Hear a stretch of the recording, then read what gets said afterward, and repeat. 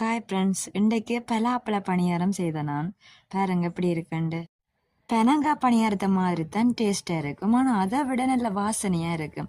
பலாப்பழ பணியாரத்துக்கு நான் என்ன செய்தேன்னா, பலாப்பழ சுளைகள் எடுத்து நான் அதை மிக்சியில் போட்டு அரைச்செடுக்கிறேன்.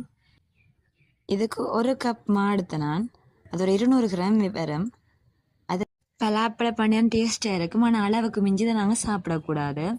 அதனால தான் நான் 1 கப் எடுத்து நான் பலாப்பழ சுளைகளை மிக்சியில் போட்டு அரைச்சோம்னு சொன்னால் இப்படி தான் வரும். இதை நாங்கள் எடுத்த மாவோட சேர்க்கணும். பாருங்க, இது கொஞ்சம் வழுக்கும் தன்மை ஒட்டுற தன்மையாக இருக்கும். இப்போ அதை நான் அப்படியே மிக்சியிலேருந்து அப்படியே எடுக்கல, அது கரண்டியால் எடுக்கிறது ஈஸியாக இருக்கும். கரண்டியால் எடுத்துட்டு அதுக்கு தேக்கரண்டி உப்பு நாங்கள் அதுக்கு ஆட் பண்ணிக்கொள்கிறேன்.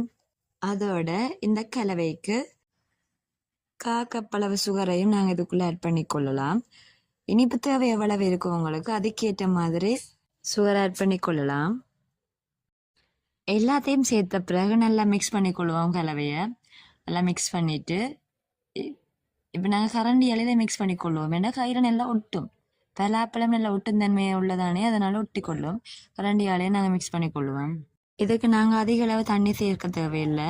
பலாப்பழத்திலே தண்ணித்தன்மை இருக்கிறதுனால நாங்கள் மிக்ஸ் பண்ணிட்டு எவ்வளவு தண்ணி வேணுமோ அதுக்கேற்ற மாதிரி தண்ணியை நாங்கள் ஊற்றிக்கொள்ளணும். அதிகமாக தண்ணி ஊற்றணும்னு சொன்னால் களியாக போயிடும். எங்களை கைக்கு பிடிக்கக்கூடிய மாதிரி அளவு நாங்கள் தண்ணியை விட்டு குழைப்போம். தொடர்ந்தும் கரண்டியாலே அதை நாங்கள் குழைச்சி கொள்ளுவோம். கையால் குழைச்சோம்னு சொன்னால் என்னென்னா கையில் ஒட்டும். ஆனால் இதெல்லாம் கரண்டியால் குழைச்சப்போ கடைசியில் கையால் குழைச்சிக்கிறதா எல்லாம். கையால் குழைக்க நாங்கள் கொஞ்சம் எண்ணெயை விட்டு தான் அதில் குழைக்கணும், அப்போ தான் கையில் ஒட்டாது. இந்த மாக்கலவையை நாங்கள் இப்படி குழைச்சி எடுக்கணும்.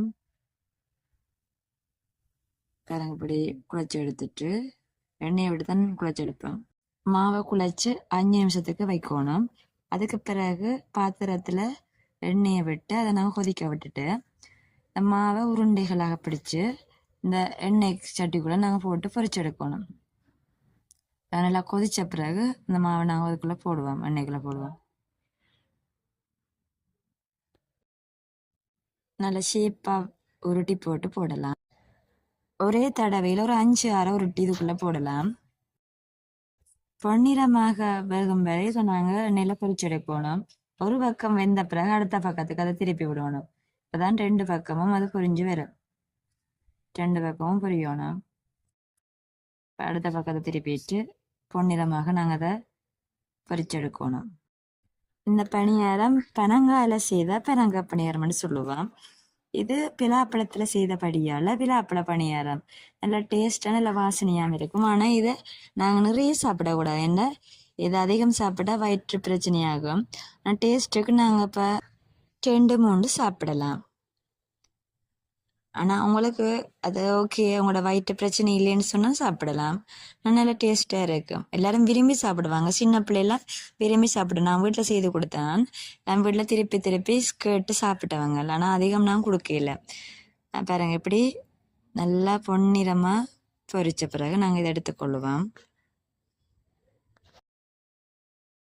அவசரப்பட்டு எடுக்கக்கூடாது, ஏன்னா உள்ள வேகாது.